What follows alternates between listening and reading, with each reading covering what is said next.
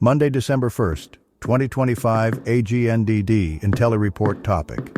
Cyclone Ditwah leaves at least 370 people dead across Sri Lanka and India. Please pardon any visual and informational inaccuracies in this entirely AI-generated article-based video.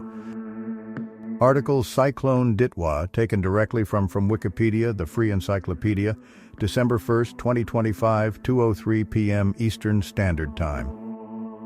Cyclonic storm Ditwah is an active and deadly tropical cyclone that brought heavy rains to Sri Lanka and southern India in late November and early December 2025.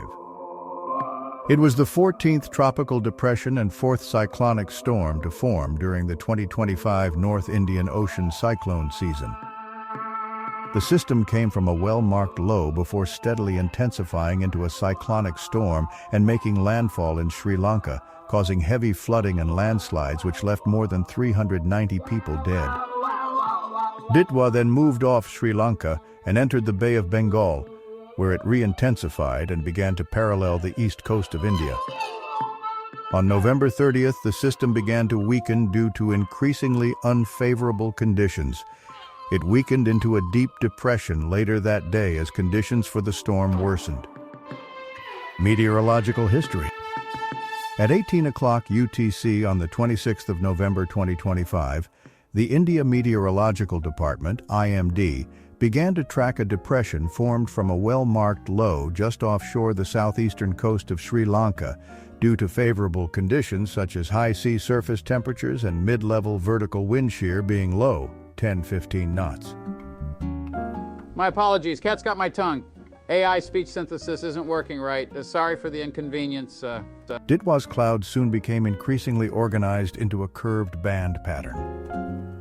Over the next few days, Ditwah crossed Sri Lanka while maintaining cyclonic storm intensity, then moved into the Bay of Bengal on the 29th of November and headed northward.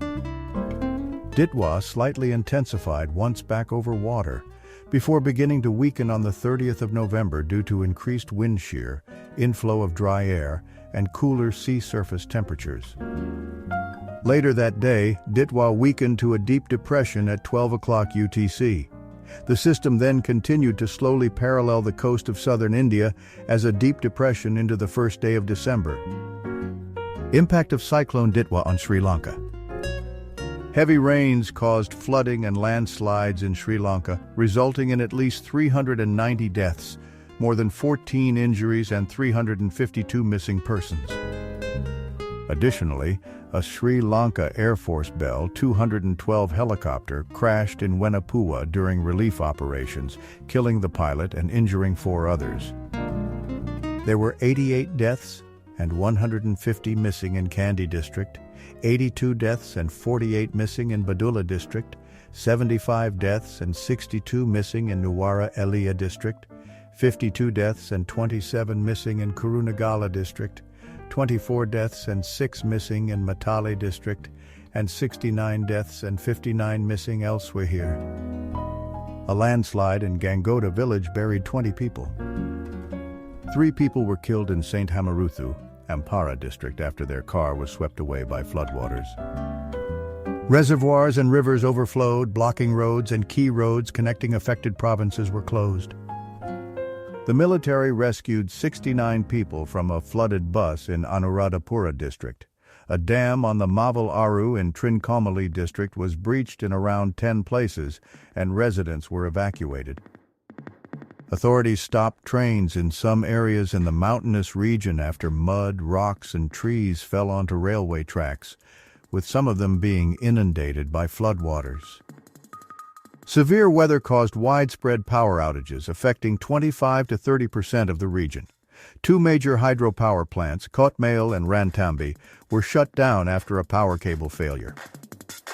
Scores of houses were destroyed, leaving thousands homeless. According to latest sources, as many as 1,156,860 individuals, spanning 318,252 families, were affected by the widespread flooding, while 59,266 families took shelter in 1,529 emergency centers. Nearly 300 people were left stranded at Bandaranaike International Airport in Colombo for 3 days after multiple flights were cancelled. Impact of Cyclone Ditwah on India. Authorities cancelled 83 flights at Chennai International Airport and closed schools in Tamil Nadu ahead of the cyclone's approach. A red alert was issued for some parts of Tamil Nadu. At least 3 people and as many as 149 cattle were killed in rain-related incidents caused by Ditwah in Tamil Nadu. 2 people were killed when walls collapsed in Thothukudi and Thanjavur, while a 20-year-old died from electrocution in Mayiladuthurai. 3 others were also injured. 57,000 hectares of farmland were affected, and 234 huts were damaged. Heavy rainfall was also reported in parts of Andhra Pradesh. Telangana experienced a sharp chill for days due to temperatures dropping from the cyclone. Aftermath of Cyclone Ditwah. Sri Lanka declared a state of emergency and the Sri Lanka Armed Forces deployed 25,000 plus personnel for relief work. This included SAR missions using Bell 212, Bell 206, Bell 412, and MiL-Me-17 helicopters, surveillance operations using Ka-360ER and airlifting dry rations, Hadar re-equipments using Y-12 of the Sri Lanka Air Force, Unicorn Uni-Buffle vehicles, WMZ BTR vehicles of the Sri Lanka Army and naval boats of the Sri Lanka Navy.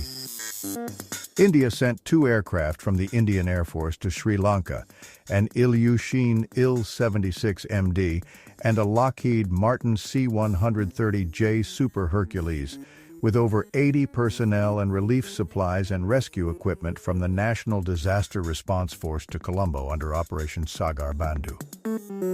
In total, India dispatched 2 Aerospatiale Alouette 3 and MiL-Me-17 helicopters.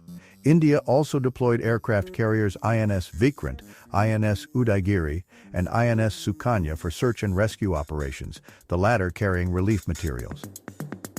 Pakistan deployed PNS Saif F-253 as Harbin Z-9 for search and rescue operations in Sri Lanka. Pakistan also finalized arrangements to send relief aid and a rescue team to Sri Lanka. The relief package includes essential support items such as rescue boats, life jackets, and dewatering pumps. SpaceX satellite constellation and internet service Starlink provided free service to new and existing customers through the end of December and worked with the Sri Lankan government to provide additional assistance. Humanitarian response to Cyclone Ditwah. Australia pledged AUD 1 million to support immediate response and recovery efforts in Sri Lanka following the devastating impacts of Cyclone Ditwah. Funding will be directed toward urgent relief for affected communities.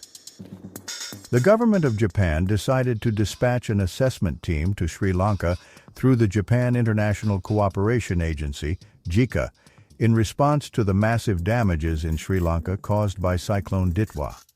The team, which consists of 4 members including JICA staff and medical personnel, will monitor medical needs on the ground and coordinate the possible dispatch of a Japanese disaster relief team. Nepal extended its condolences to Sri Lanka over the floods and announced $200,000 in assistance for relief and recovery efforts. The Ministry of Foreign Affairs issued a statement saying, "Nepal stands firmly with Sri Lanka during this difficult time." The United States pledged $2 million to assist urgent relief efforts in Sri Lanka. In a post on X, U.S. Ambassador to Sri Lanka Julie Chung stated, "Sri Lanka is facing difficult days as communities continue to be affected by Cyclone Ditwah, with heavy rains and flooding in many areas. The United States stands in solidarity with Sri Lanka. Today we are committing $2 million to support urgent relief efforts." Maldives launched a national telethon through Public Service Media, PSM, to assist Sri Lanka following Cyclone Ditwah. By the second day of the campaign, contributions had reached MVR 5.4 million, approximately $350,000. Donations were collected via a special Bank of Maldives account and collection boxes in mail. Sri Lanka's High Commissioner to the Maldives, Mohammad Rizvi Hassan, thanked President Mohamed Muizzu and the Maldivian people, noting that the Maldives was the first country to respond to Colombo's aid request. Contributions included MVR 300,000 from the ruling PNC parliamentary group, $25,000 from Bank of Maldives, MVR 250,000 from Stelco, $200,000 from Sun Siam Group, MVR 100,000 from Road Development Corporation employees, and $10,001 from Crown and Champa Resorts. United Nations entities such as UNICEF coordinated their disaster relief efforts with government agencies and humanitarian organizations to provide food, shelter, and emergency assistance. Categories: 2025 disasters in India, 2025 disasters in Sri Lanka, 2025 floods in Asia, 2025 North Indian Ocean cyclone season, November 2025 in India, November 2025 in Sri Lanka. Tropical cyclones in 2025, floods in India, floods in Sri Lanka, tropical cyclones in India, tropical cyclones in Sri Lanka. Thank you for watching this AGNDD Until I Report, dear viewers. Please like, subscribe, and click the bell button to get notified during new uploads. And make sure to tune in next time. Stay safe and healthy. Cheers.